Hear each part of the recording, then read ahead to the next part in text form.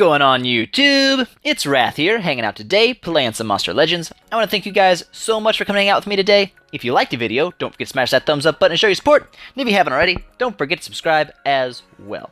Alright guys, today the initial plan was we were going to hatch Gregor's and go and smash the whole world with him and show everybody how great he was.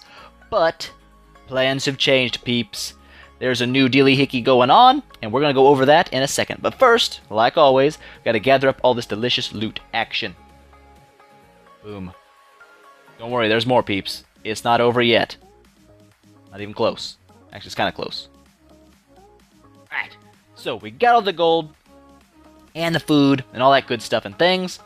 So today, I was really hoping, I'm not going to lie, I was kind of hoping to be done with breeding Thunder Eagles, but it's not going to be a thing. Because today, the MonsterShore Island has launched. Alright? Now that that's going on, we've got to talk about some stuff and things. First, the strategy. Now there's two different strategies people use.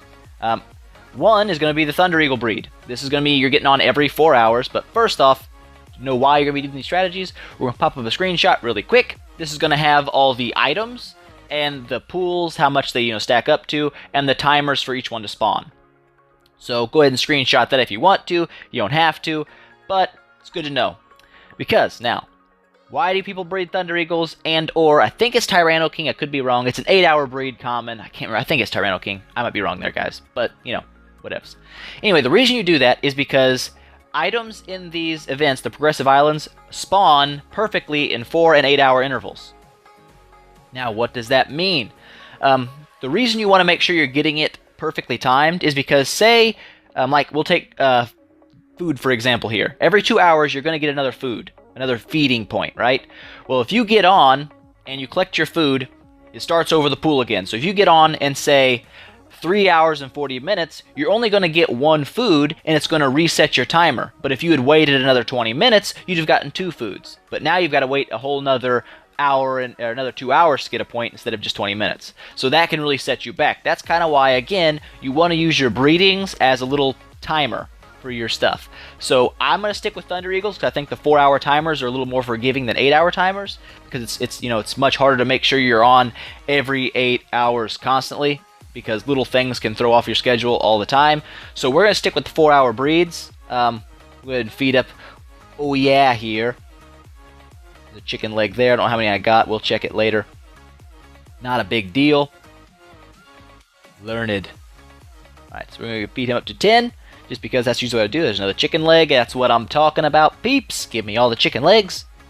Sell them off because I don't really care about you. Anyway, go ahead and place this Thunder Eagle. There's 2 egg points. Now, I think this is because of the initial spawn.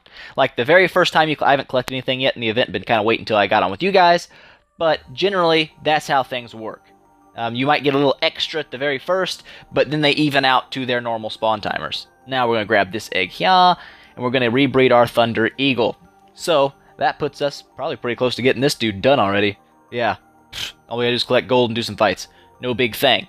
But, an important thing to know here, guys, is the times and the costs of each monster. So that's what we're going to go through right now. We are going to start with Sophie Sam. Now, I think this is a SpongeBob reference. I'm 97.6% sure it is, but what ifs? Oops, click on him. There we go. Oh, he's not going to load, is he? He's going to be one of those. Oh, I tell you what. Okay, there he is. Sophie Sam. Alright, Sophie Sam, to get him out, you obviously see the points down below. 22 gold, 12 foods, 3 fights, 3 eggs. What that's going to equal out to is your highest time is going to be your golds, which is 29 hours and 20 minutes. So it takes him about a day, 5 hours and 20 minutes to get him normally. Now, usually when you get that big extra bump at the start, he doesn't really take that long. But for the sake of argument, that is the fastest you can get him with getting online and getting the items every 4 or 8 hours. That's the fastest you'll get this monster. Now, moving on. We move over to Rorqual here. Rorqual takes 33 golds, 18 foods, and 5 breeds to get. Now, that's going to add up to the highest number again, always going to be your gold. The gold is always the one that takes the longest to get.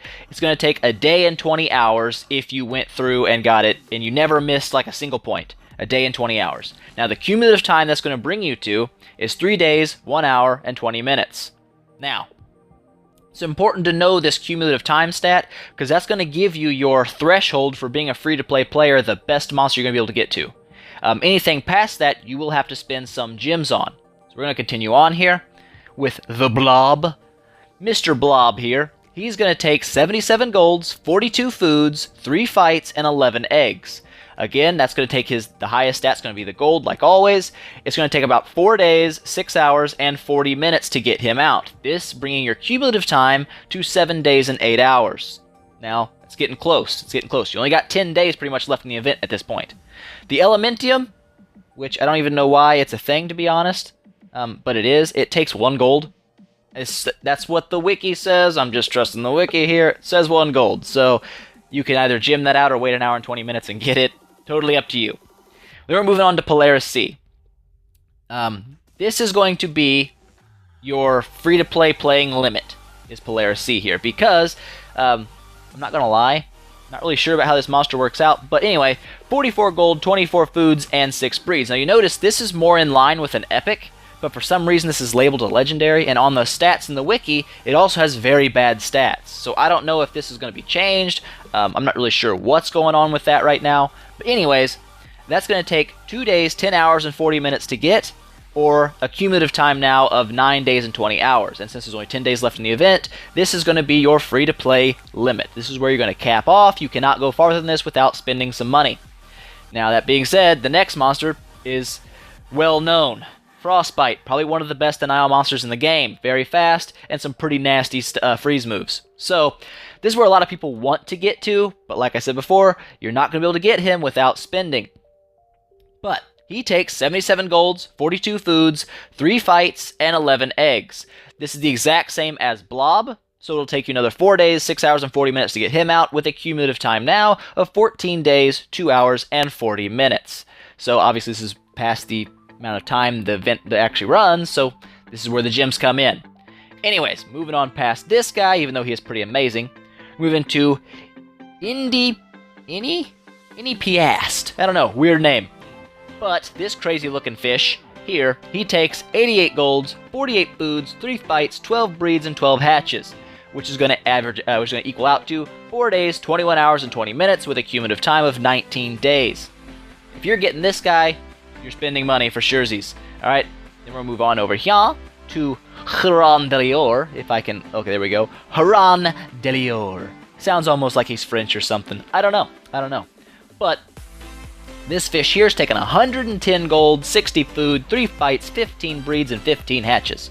This is going to equal out to 6 days, 20 hours, 6 days, 2 hours, and 40 minutes, with a cumulative time now of 200, holy crap, words, peoples. 24 days, 2 hours, and 40 minutes. Alright, guys.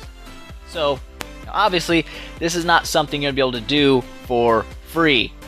Finishing out the Progressive Islands, it's never free. But you can get to Polaris Star for free, and that's not bad. You get 2 legendaries and 10 Elementium, just for playing a little bit. It's not bad.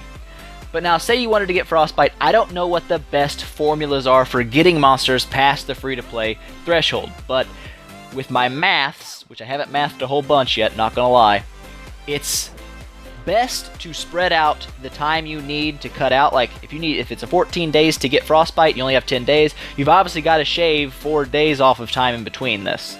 Now, this doesn't count, this doesn't add in the double items time. Usually there's an event like midway through the Progressive Island where they'll have like double items for a day, where you'll get twice as fast as spawns or something like that. Another good reason to breed Thunder Eagles over Tyranno Kings is because that 4-hour pool timer is going to fill all the way during that boost time. So, again, not a bad idea there. But it's best to shave off points from each monster instead of doing it all on one monster, because when you buy things with gems, the cost doesn't stay like 1 gem when you buy 1 gold. It goes up to 2 gems next time, then 3 gems, 4 gems, 5 gems, all the way up to 22 gems for this one. So it gets very, very, very expensive very quickly. So it's best to spread your gemming out between each monster in the maze to save you gems. With that being said, I would say the one thing you would do is you would wait until you were finished with everything but gold, so you have all your breeds, your eggs, your fights, your foods done, and then gem the rest of your golds done. Whatever you don't have finished, gem those done, and then move on to the next monster and do the same thing. What that'll do is it'll make you use the least amount of gems possible, and it'll shave off a decent amount of time. Now, it's probably not the best way to do it, because you're still going to have to spend gems flat out to buy a Frostbite, because it's only going to shave off like 2 days, I think. I mathed a little bit of it out. It's going to shave off about 2 days of total time if you do that, not counting the boost time, apparently. But that's still going to mean you have to gem a bunch of items that last day, which I wouldn't gem all the items, just gem like, you know, a couple in each, because if you gem all the items like X Gameplay, he puts out videos for every event, and he shows people the absolute worst way that you can gem events. And I hate that. I wish he wouldn't even put a video out on that stuff, because it just shows people like, oh, I spent $1,000, that's how you unlock all. No, that's the worst way you can unlock all. It's the absolute dumbest way to do it. So don't do that if you're wanting to get monsters out. It's much better to do it in increments, and when you're doing, like, to gem items, don't gem all the items. You might want to gem maybe 5 of each.